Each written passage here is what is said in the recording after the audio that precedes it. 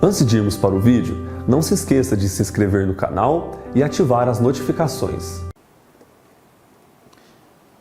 Irmãos, Mateus capítulo 10, verso 28, diz assim a palavra de Deus. Mateus 10, 28. Não temais os que matam o corpo, e não podem matar a alma. Temei antes aquele que pode fazer perecer no inferno tanto a alma quanto o corpo. Agora abra comigo em Atos capítulo 1. Atos 1.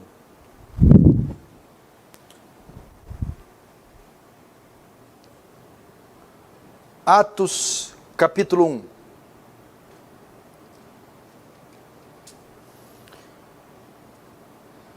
Atos 1, verso 6, diz assim a palavra de Deus. Então os que estavam reunidos lhe perguntaram: Senhor, será este o tempo em que restaures o reino a Israel? Respondeu-lhes: Não vos compete conhecer tempos ou épocas que o Pai reservou pela sua exclusiva autoridade, mas receberei poder ao descer sobre vós o Espírito Santo. E sereis minhas testemunhas, tanto em Jerusalém, como em toda a Judéia e Samaria, e até os confins da terra. Agora ficou bom. Ok? Deixa aberta em Atos 1, verso 8, fecha apenas os olhos, vamos orar mais uma vez.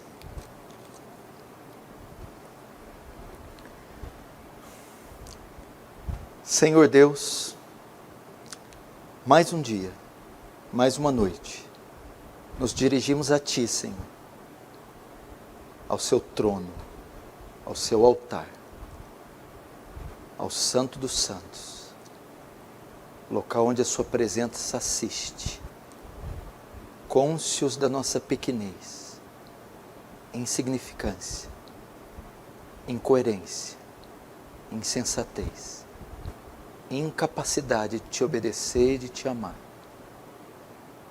mas cônscios também do Seu infinito amor, misericórdia, paciência e abundante graça para com Suas criaturas, para com Seus filhos.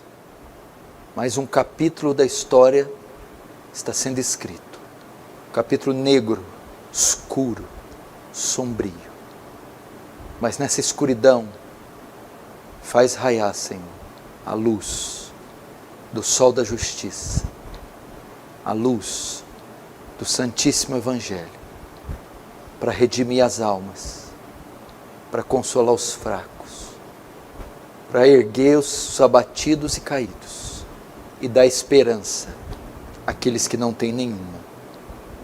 Faz Teu reino avançar, Senhor, receba a glória para Si, e nos conforme a imagem do Seu Filho, em nome de Jesus, amém.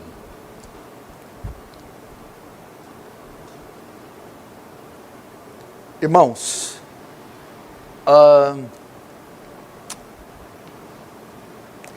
talvez hoje a maior necessidade que o mundo, a maior necessidade do nosso mundo atual é a da criação de uma vacina contra essa epidemia que assola todo mundo. Talvez esse seja o maior anseio, o maior desejo, talvez seja a maior meta dos moradores da terra, dos homens, dos países, das nações, achar um tratamento que refreie o avanço do coronavírus, ou uma vacina que neutralize o seu poder e salve a vida dos homens. E essa é uma necessidade legítima, válida, que se de fato for descoberto, de fato salvará milhares, quem sabe milhões de almas da morte. Entretanto, eu acredito que não seja essa a maior necessidade do homem, não seja essa a maior necessidade das nações. não seja essa a maior necessidade dos povos, uma vacina contra esta ou as demais pragas que assolam o homem, como o HIV. Talvez não seja essa, talvez não. Eu tenho absoluta certeza que essa não é a maior necessidade. Mateus capítulo 10, 28, que foi o primeiro texto que abrimos, ele descreve algo similar ao que eu estou falando. Quando Jesus está dando aos seus discípulos uma missão, dizendo que eles correrão perigo, e até perigo de vida, ou perigo de morte, ele vai dizer para eles: não temeis, não temais, não temam aquele que pode matar o corpo, que pode causar algum mal ao corpo, ou que pode tirar a própria vida.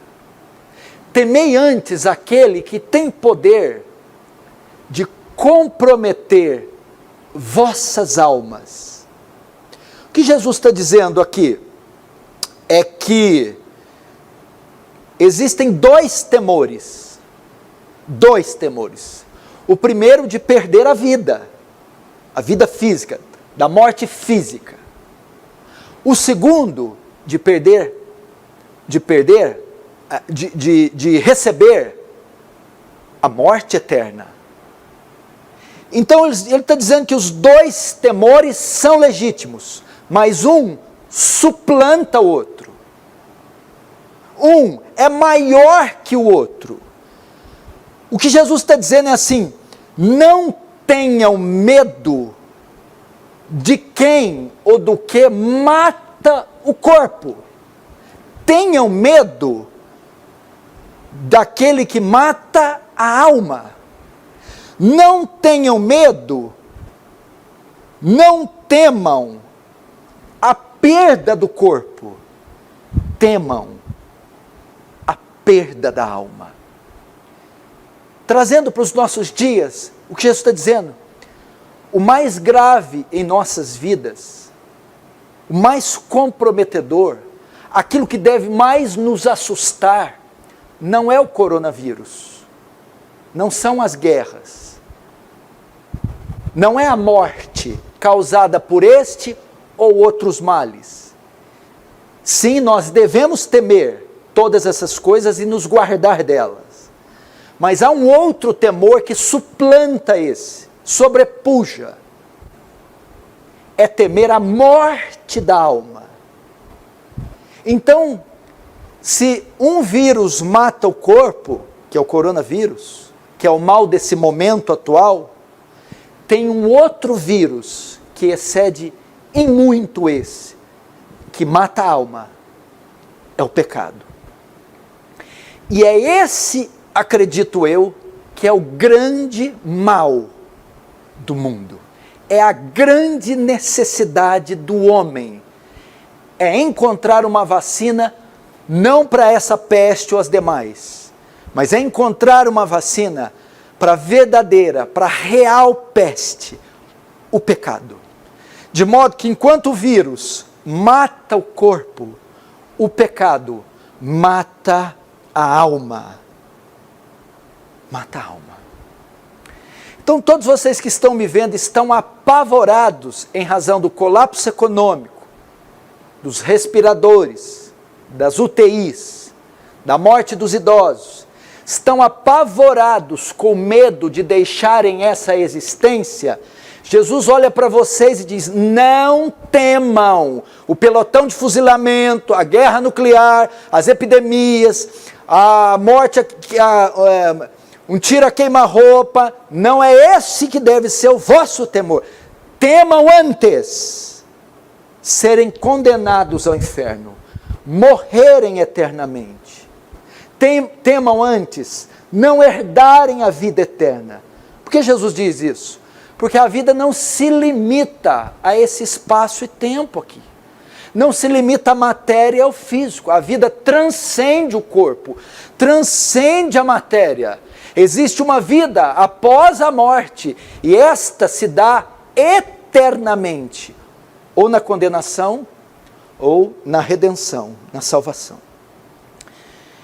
Então, diante desse diagnóstico, que a Organização Mundial de Saúde não vai fazer, dados que o Ministério da Saúde não vai te dar, diante desse quadro que demonstra, uma vez que hoje parece que o número de infectados em todo o mundo chega na casa dos 2 milhões. 2 milhões de infectados e centenas de mortos.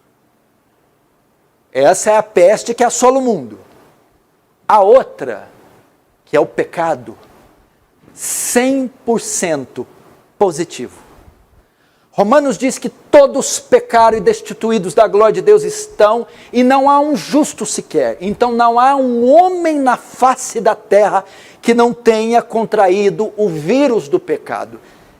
Então nós estamos sim debaixo de uma epidemia, muito maior que essa. É a epidemia da morte eterna, cujo agente é o pecado.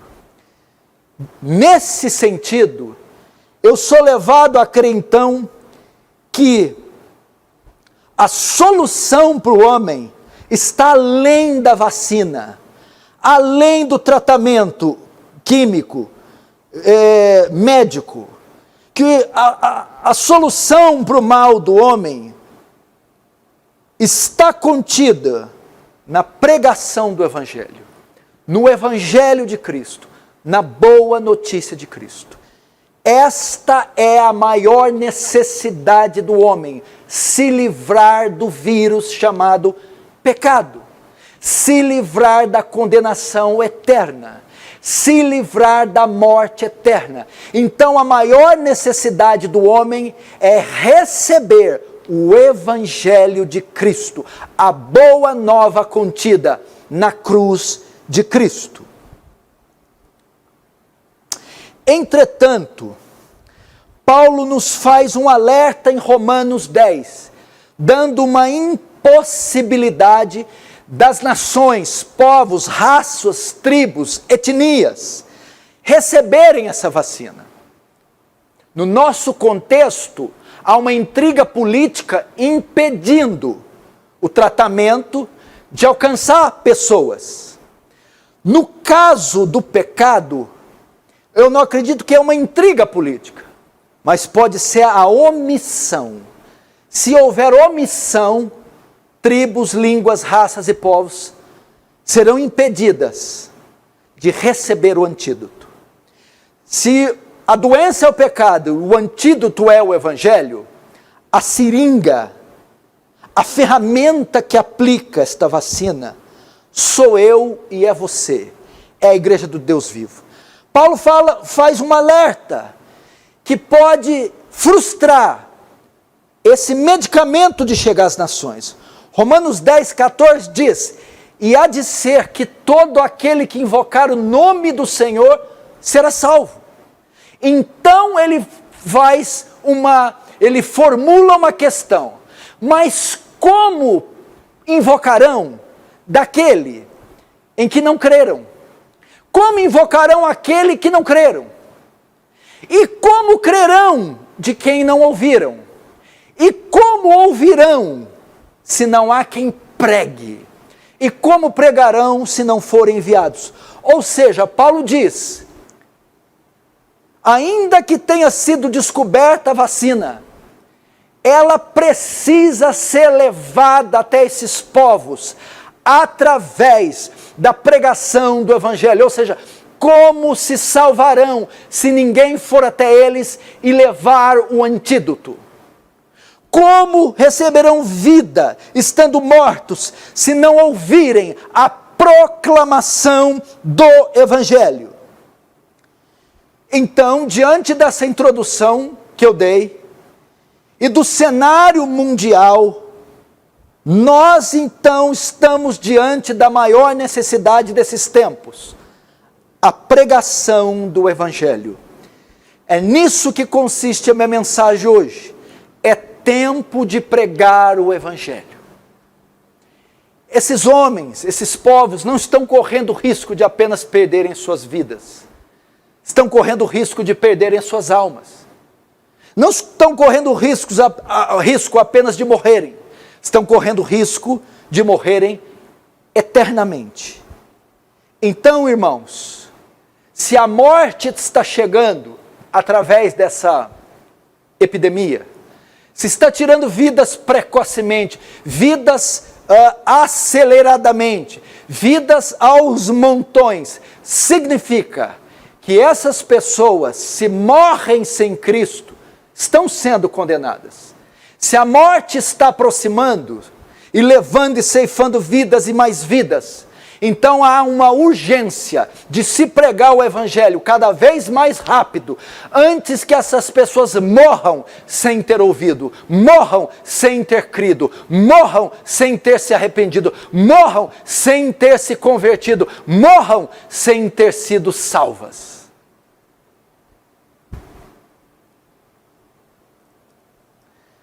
Então quero pedir para você deixar sua necessidade de lado um pouco. Agora, deixa a sua necessidade profissional, se a sua firma está quebrando ou não, da comida ou não, do conforto ou não, das suas perspectivas no tocante à economia, à política, ao futuro. Vamos agora nos concentrar num grande mal da humanidade, a sua perdição. E eu e você temos a chave para eles, a pregação do Evangelho. E nesse sentido, eu creio que esse texto de Atos, capítulo 1, é extremamente oportuno para a ocasião.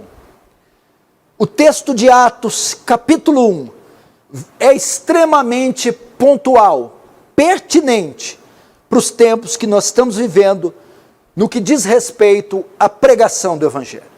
Se você está aberto em Atos capítulo 1, se não está, abra comigo, do verso 6 ao 8. O que está acontecendo? Qual é o pano de fundo de Atos capítulo 1?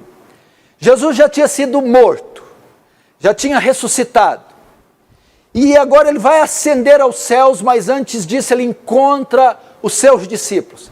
Vai dar a eles a ordem da tarefa da grande comissão, está narrado nos evangelhos e também parte aqui em Atos. Está com eles alguns dias, dando ordens, para depois subir aos céus.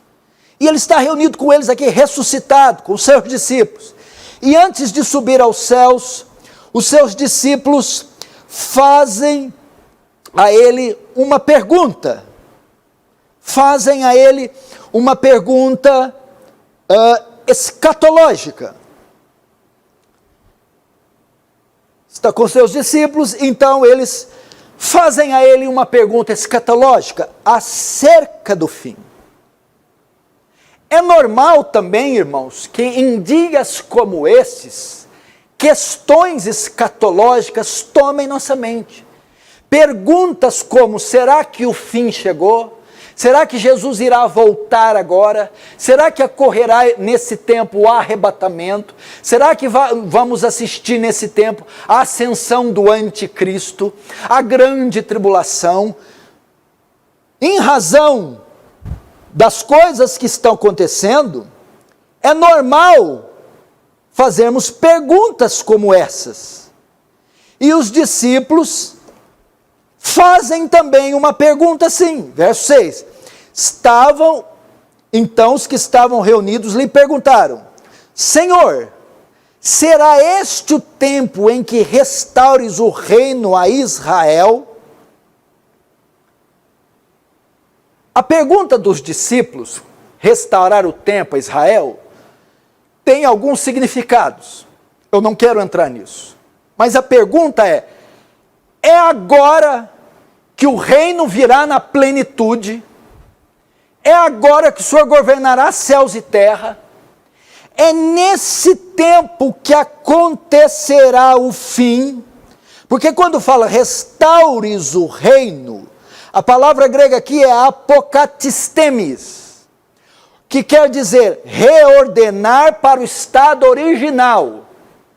A ideia de consumação dos séculos, a ideia de redenção final, a ideia de glorificação, a ideia do reino de Cristo consumado, a ideia do fim dos tempos. Então eles perguntam: Senhor, é este o tempo, é esta data, é esta época, é este o período, é agora, nesse tempo, que o Senhor restaurará o reino. É este o tempo que o fim acontecerá.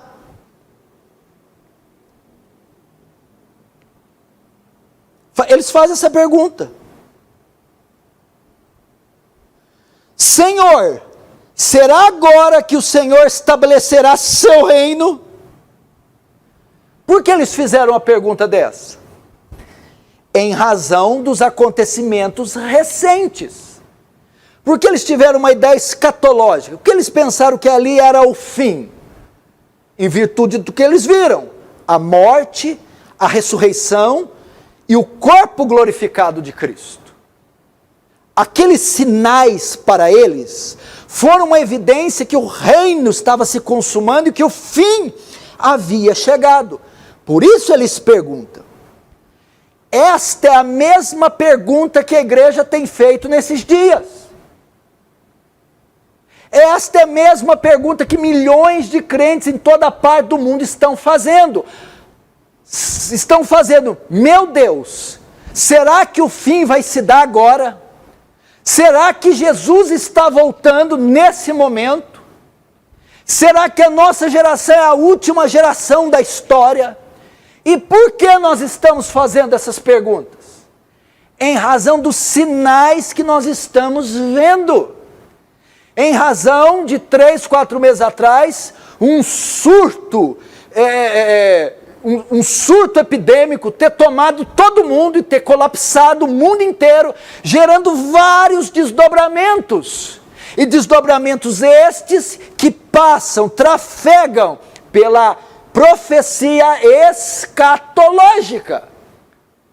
Então é normal que ao vermos esses desdobramentos, que são sinais deixados em Mateus, em Lucas, deixados em Tessalonicenses, em Apocalipse, nos façam perguntar, será que Jesus volta esse mês, esse ano, essa década? Será que o anticristo surgirá e se acenderá no poder? Será que o arrebatamento ocorrerá por esses dias? Nós também fazemos as mesmas perguntas. Em razão dos sinais. O que Jesus faz? Primeiro, Jesus confirma que haverá o fim. Ele diz, não vos compete conhecer os tempos ou épocas que o Pai reservou por sua exclusiva autoridade. O que ele diz aqui?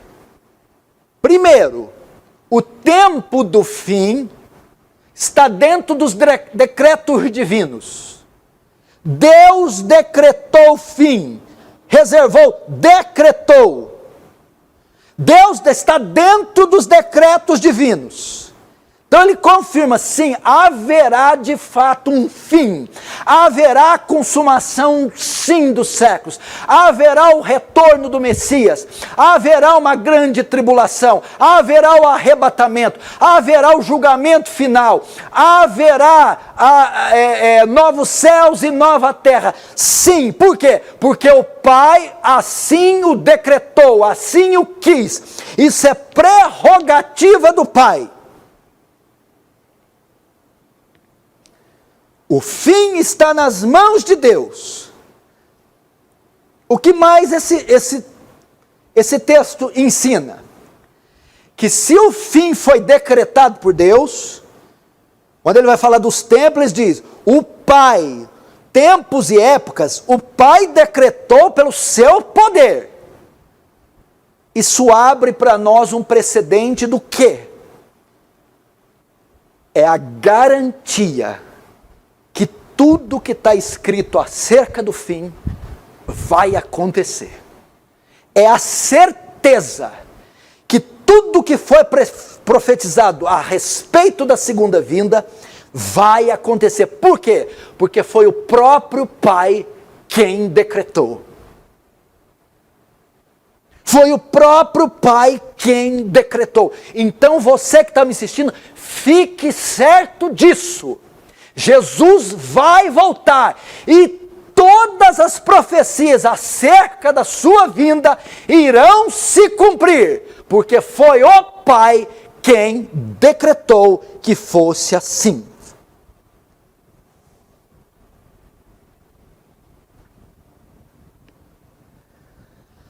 Só que Jesus não quis prosseguir. Só que Jesus não quis responder a pergunta. Ele não quis.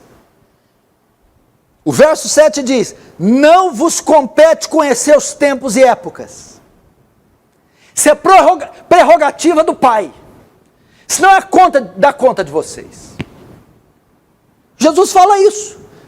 Nós queremos saber com precisão quando o fim se dará. Quando tudo isso acontecerá com precisão. Ele diz: não vos compete saber. Isso é prerrogativa do Pai. Não é da conta de vocês. O que Jesus quis dizer com isso? Ele mesmo deu alguns sinais em Mateus 24. Mestre, quando sucederá todas essas coisas? Quando será o fim? Mateus 24. Vede que ninguém vos engane. Aí ele começa e dá os sinais. O que então essa resposta quer dizer? Enquanto ele vai aos céus e promete que um dia voltará e dá sinais da sua volta, que são todos legítimos e nós devemos acompanhar, ele está dizendo que essa não seja a ênfase da igreja, precisar minha volta, que essa não seja a ênfase da igreja, marcar datas, que essa não seja a preocupação da igreja, com a data definida onde tudo vai acontecer. Que vocês não se gastem com isso, procurando saber quem é o anticristo, indo atrás de chips, de nova era, de teorias de conspiração, procurando saber essas coisas, indo saber sobre o terraplanismo, sobre esse amontoado de conspirações. Não se gastem com isso. Não vão atrás de símbolos. Não vá atrás de satanistas, não vá atrás de rituais macabros, não fiquem pesquisando na internet diuturnamente para saber cada tio, cada jota, acerca dessas coisas. Não seja essa a sua ênfase. Então, Jesus muda de assunto. Mestre, quando é que o senhor vai voltar? Ele muda de assunto. E ele vai dizer assim: não vos compete conhecer tempos ou épocas que o Pai reservou pela sua exclusiva autoridade, mas recebereis poder ao descer sobre vós o Espírito Santo, e ser-me-eis minhas testemunhas. Jesus atravessa a pergunta dos discípulos, dizendo: ao invés de vocês ficarem correndo atrás de datas, de números, gastem o tempo de vocês proclamando o Evangelho. É isso que ele está fazendo. Proclamando o Evangelho. Mestre, conta para nós, quando será o fim? É agora que restaurarão os reinos? Jesus diz: isso é prerrogativa do Pai. A ênfase da igreja, até minha volta, não é essa. Qual é então? A ênfase é: ser-me-eis minhas testemunhas. A pregação do Evangelho, o avanço do reino de Deus, a proclamação da boa nova. E o que acontece? Jesus sobe, o Espírito Santo desce, e os discípulos não se ocupam de fazer outra coisa em toda a sua trajetória terrena, a não ser pregar o Evangelho de Cristo. Até o seu último dia de vida. Então, irmãos, aqui nós temos uma direção sobre o que fazer nesses tempos de crise. O que fazer quando todos esses sinais ocorrem ao nosso redor? O que fazer quando vem todo toda essa avalanche sobre nós? pregar o evangelho, evangelizar, testemunhar da vida, obra, morte, ressurreição de Cristo. Veja só, Jesus dá essa ordem no mesmo tempo que ele sobe aos céus. Quando ele sobe aos céus, ele faz o quê? Senta no trono e toma da mão do Pai o livro com 7 selos. Desata o primeiro selo. O primeiro selo, com o restante dos selos, ele vai soltar 4 cavalos com 4 cavaleiros. Nós falamos aqui em um tempo, veja só, esses 4 cavaleiros atuam no mesmo tempo, não são fases. Eles saem juntos. Eles são soltos, quase que simultaneamente, um após o outro. Estão agindo. Nesse tempo nós conseguimos ver o agir, porque o vermelho é guerra, o preto é fome e o amarelo é morte. Eles estão em vigor, eles estão cavalgando em toda a face da terra. Guerras e rumores de guerras e conflitos banham de sangue nossa nação nos 2 últimos séculos como em nenhum outro.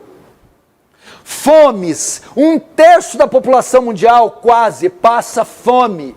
800 milhões de pessoas na terra não têm o que comer. Olha o cavalo branco, o cavalo preto. Superinflação, aumento de impostos, cada vez menos gente sendo mais ricas e cada vez mais gente mais pobre. E o cavalo amarelo, a morte. E diz que o cavalo amarelo mataria pela espada, mataria pela peste e mataria pela espada, pela peste e pela guerra. Então também seria um tempo de morticínios, chacinas, mortes. Preste atenção. Esse seria o cenário do fim, que já está ocorrendo desde a subida de Cristo aos céus. Mas à medida que o fim aproxima, se intensifica. Então estamos vendo hoje, nesse exato momento, esses cavalos todos atuando, guerras e rumores de guerras, fomes, pestes e mortes aos montões. Só que, entretanto, não obstante, junto com esses 3 cavalos estaria o 4º cavalo, que na verdade é o primeiro. É o cavalo branco. E o cavalo branco é o quê? Quando ele sobe aos céus e desata o primeiro selo, sai um cavalo branco vitorioso e para vencer.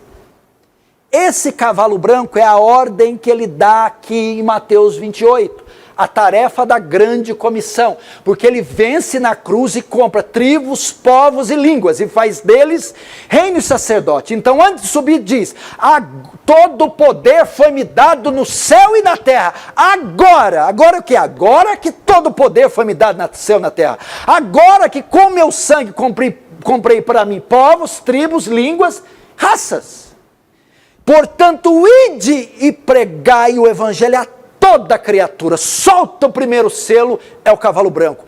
A pregação do evangelho, a expansão do reino, a pregação além das fronteiras, as missões mundiais, missões transculturais, o evangelismo em massa. Esse é o tempo da pregação.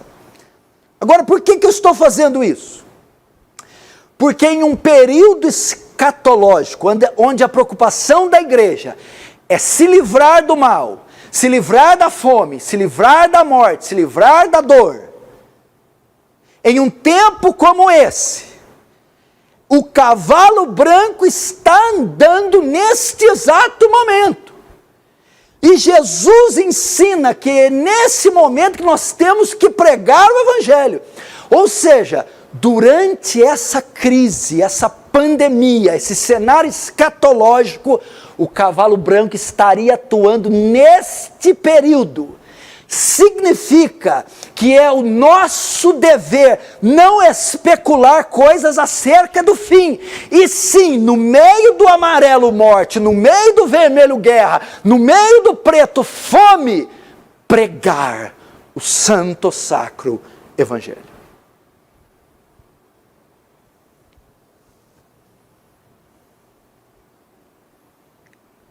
Isso que ele está dizendo.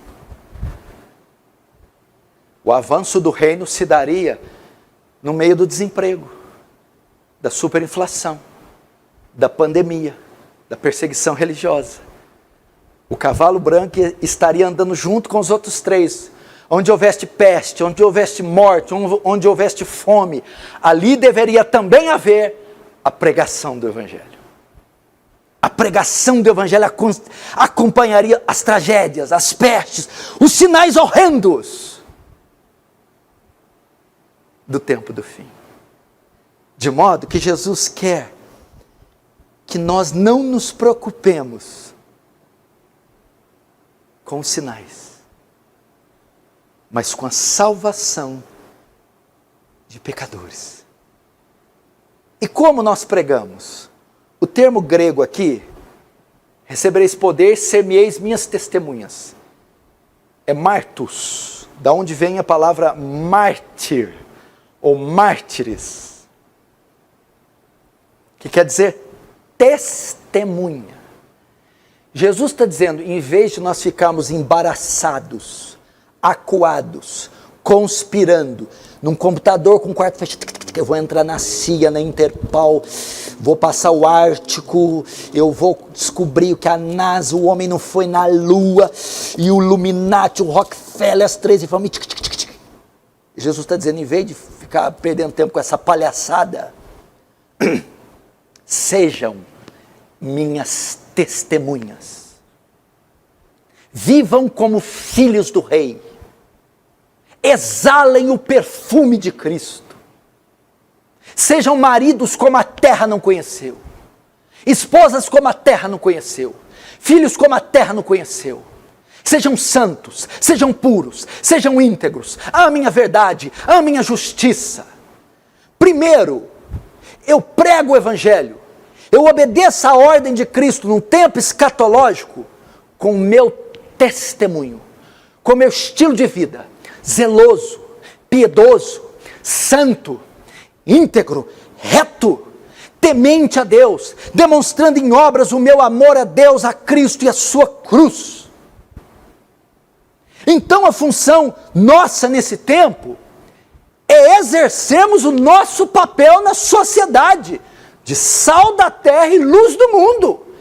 É nesse pandemônio, dando testemunho de retidão, de equilíbrio, de coerência, de sensatez, de uma mente limpa, de uma mente lúcida. Sejam minhas testemunhas. Senhor, quando é que o Senhor vai voltar? Isso aí não é da conta de vocês. Em vez de vocês ficarem atrás disso, sejam crentes. Exerçam bom testemunho. Influencie toda a sociedade ao redor. Se destaquem no meio da crise. Façam diferença entre o ímpio. E eu quero perguntar, querido irmão, nessa pandemia, nessa crise financeira que o Brasil está, crise política, crise religiosa, crise na área da saúde, você está mantendo o seu padrão de santidade, de integridade, de idoneidade? Os ímpios que convivem com você estão vendo a diferença sua entre eles no meio de toda essa praga? Estão vendo a sua sobriedade, a sua lucidez, a sua integridade, o seu temor a Deus, a sua fé? É isso que Jesus está dizendo. Para nesse tempo nós fazermos isso. Nosso dever é esse. Segunda coisa, ser-me-eis minhas testemunhas. Primeiro, com o nosso exemplo, com o estilo de vida. Segundo, em Jerusalém, Judeia, Samaria e até os confins da terra. A primeira forma, passiva, testemunho. A segunda, ativa. Proclamem o Evangelho. Levem a vacina aos povos, levem a vacina às nações, levem a vacina aos vilarejos, aos valados, às favelas, às biqueiras, aos hospitais, aos presídios, na internet, em tempo e fora de tempo. Proclame a boa nova. Serviço social é bom? Excelente. Cesta básica ajuda? Ajuda. tratamento médico, acolher. Mas não adianta encher a barriga deles e mandá-los para o inferno de barriga cheia.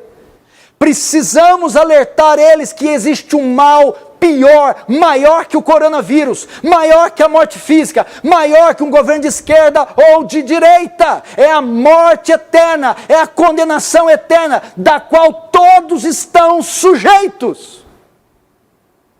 E o único antídoto para eles é invocarem. Só que só vão invocar se conhecerem, só vão conhecer se crerem, só vão crer se ouvirem, e só ouvirão se você pregar. Então a segunda forma de viver no mundo, no tempo do fim, que Jesus ordena, é proclamar o Evangelho. Irmão, escreva as mensagens evangelísticas e envie. Vídeos evangelísticos e envie. Telefone e evangelize. Encontre e evangelize. Escreva cartas evangelizando. Anuncie a eles, meu irmão, que o fim vem. Anuncie a eles que a prestação de contas vem. Anuncie a eles que eles estão com um câncer terminal e que só há um remédio para eles, se encontra na cruz de Cristo. Pregue o Evangelho.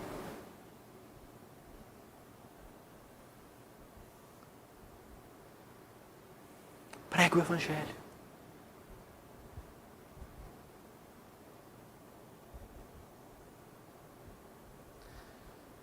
Quando nós olharmos para os números, isso eu estou falando só do Covid-19, que é uma taxa de mortalidade perto de outras doenças, o número de mortes comparado com o que já morreu no mundo, de outras doenças e de outras causas, é pequeno. Mas como está muito na moda, né?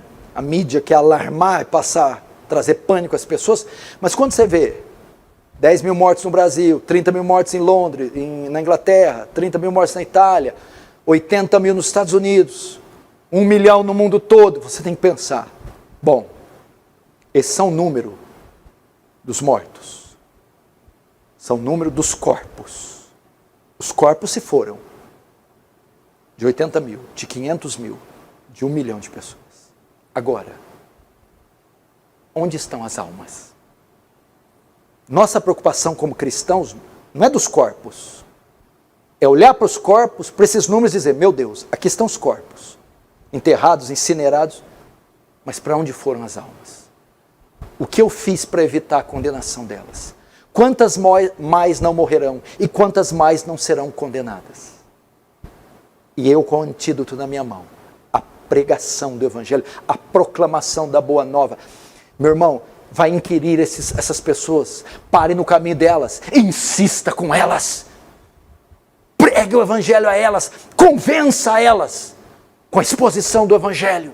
É a única esperança que elas têm. E Jesus diz que nesses dias, essa é a nossa principal obrigação. Para encerrar agora, o senhor não acha que o senhor está colocando um fardo pesado demais nas nossas costas? O senhor está colocando a responsabilidade das nações nas nossas costas.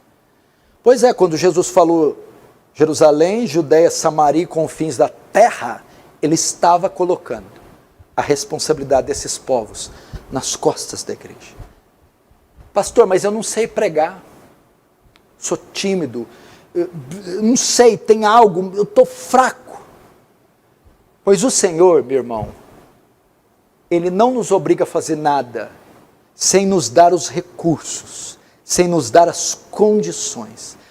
Para isso, Ele preparou algo para a igreja, Ele equipou a sua igreja, Ele revestiu a sua igreja, Ele não mandou a sua igreja aos leões, desprovida de armas, não mandou a sua igreja aos chacais, desguarnecida de defesa. Não, ele deu à igreja um componente, deu à igreja recursos. Está no verso 8. Mas recebereis poder ao descer sobre vós o Espírito Santo. Antes que eles fossem, pera lá, eu vou capacitar, equipar, armar vocês até os dentes. depois que forem armados, capacitados, revestidos, então vocês vão e cumprem essa tarefa. Palavra grega aqui para recebereis poder ou recebereis virtude é dunamis. É um derivado de onde vem a palavra dinamite, explosão, poder. Lucas 21, 44, se eu não me engano, diz assim: ficai em Jerusalém até que do alto sejais revestidos de poder. Jesus faz a mesma menção aqui. Aqui ele trata que eles receberiam o poder chamado dunamis. Em Lucas diz que seriam revestidos. O grego dá a ideia de uma túnica que veste da cabeça aos pés. Eu vou revestir vocês do alto a baixo com poder. Poder que transcende a matéria, transcende o social, o financeiro, o bélico. É o poder do alto, é o poder do céu, é o poder de persuadir, o poder de convencer, o poder de refutar, o poder de resistir, o poder de sofrer, o poder de insistir, o poder de perseverar, o poder de crer, o poder. Ele revestirá você de poder.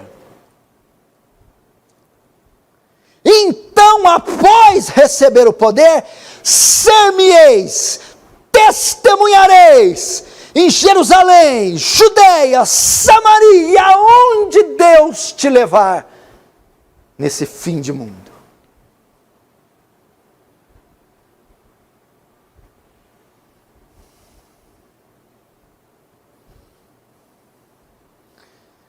Verso 9: ditas essas palavras, foi Jesus elevado às alturas, à vista deles, e uma nuvem cobriu dos seus olhos.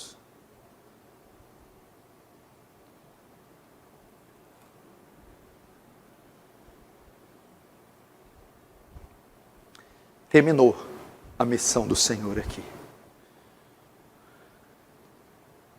Igreja, é isso que Jesus espera de nós. É isso que Jesus espera de você nesses dias. Ele não está dizendo que a morte física não é importante. Ela é. Que a preocupação financeira não seja importante. Ela é. Não está dizendo que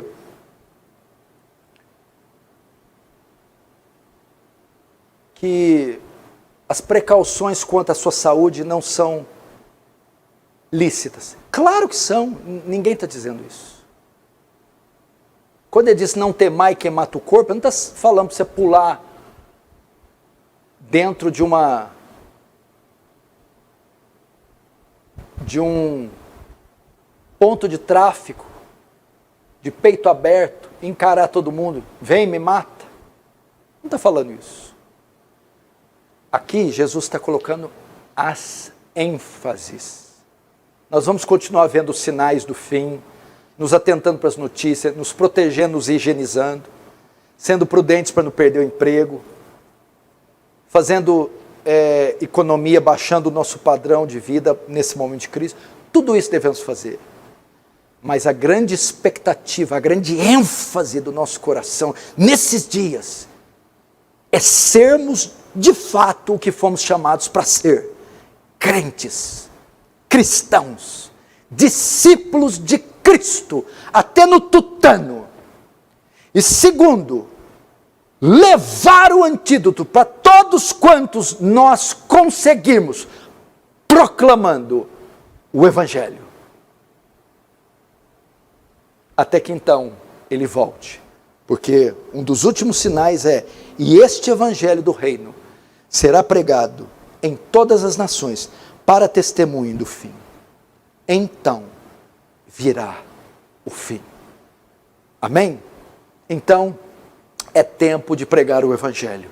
E eu quero convidar você a fazer isso imediatamente, com todos os recursos que você possui. E se você se sente fraco, ore para Deus encher você do Espírito, encher de ousadia. Então você vai conseguir cumprir essa tarefa. Amém? Feche os olhos comigo, vamos orar. Senhor Jesus, Deus Pai Todo-Poderoso, Oh, ajuda a igreja a ser centrada, lúcida, madura. É verdade, Senhor. Já tomamos a vacina. O vírus não tem qualquer poder sobre nós. Passamos da morte para a vida. Já não entramos mais em condenação. Quem tentará acusação contra nós? Tetelestai. Está tudo pago. Agora só nos resta levar esse antídoto para todos quantos nós pudermos. Irmos e evangelizarmos, Senhor, na esperança de que creiam, de que se arrependam, de que se convertam e assim sejam salvas. Não da morte física, não do colapso econômico, não da guerra, mas da morte eterna, no lago que arde como enxofre, a saber, a segunda morte. Ah, Pai, levanta missionários, evangelistas, ministros, homens, mulheres e jovens, idosos, em todas as partes, que não se calem, mas se pronunciem, declarando a boa nova de salvação contida na obra e na pessoa do seu Filho Jesus Cristo. Em nome de Jesus. Amém.